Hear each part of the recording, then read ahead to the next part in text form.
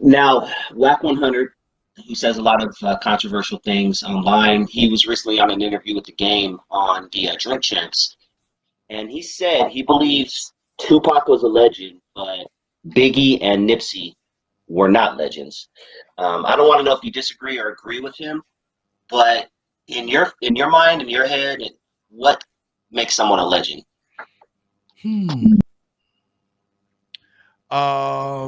The contribution to the game over a period of time, the consistency of their legacy, no matter what it may be. Some people have hit records and they go away. Some people have a hot label for a minute, disappear. But some people are consistent, and they create a change in the game. Both of them, Biggie and Tupac, changed the game. Nipsey was on his way to change. He had changed the game, but his change hadn't taken effect yet. Okay, I'm not saying he's not a legend. I'm just saying that's possibly why he may feel that way. Who was the other person he said wasn't a legend? Nipsey Hussle. And who else? That was it? And Biggie Smalls. Sorry, Biggie Smalls and Nipsey. He said Tupac was, but Nipsey or Biggie, they're not.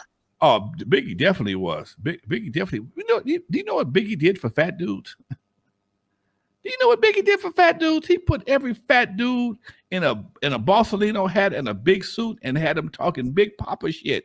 Okay, and he was consistent. He only had what? He had one or two albums. He had one album before he passed. His second album came out just after he died. Right. Okay. So both of those albums were bomb.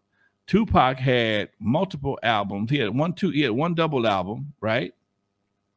And he had what was the other one? Probably maybe 7 or 8 albums under his belt from Strictly for My Ends to pretty much All Eyes on Me or whatever. Right. Or mm-hmm. So man, the fact that he came from New York and he represented what he did and the way that he did with Junior Mafia, the whole 9 yards, yes, I got to give him legendary status. I would give Nipsey legendary status. I wouldn't put him as a top tier legend, but I would put him as a legend. Yeah.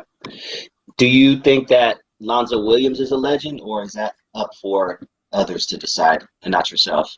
You know what? I'm told I'm a legend all the time. And I know why they say that. I'm starting to believe it. But I'd have to say, yeah, only because I've been consistent. I'm not a one-trick pony. I've been consistent in everything I've ever done. You know, not because I'm a big-time rapper or a big-time producer. It's just that my contribution, I always have another contribution to the game. I make sure that I'm not just a one-trick pony. When Dre and them left, I brought in Battle Cat. When Battle Cat them left, I brought in C&W. So I've always been around cultivating acts. My only problem is that I just never was attracted to the gangster lifestyle. I gave them all birth, but I kind of left them alone after a while because that's not something I want to be a part of. I was thinking about that this morning, and I was taking my walk. I walked 3 miles every other morning and 5 miles on Sunday with my boys. And I chose not to sell dope in the 80s. I chose not to be a part of the gangster rap. I don't like looking over my shoulder, okay? When somebody walks up to me, I don't want to have to worry or not if they're going to shoot me or not, or they're going to rob me. I watched too many of my buddies get killed by guys they went to school with.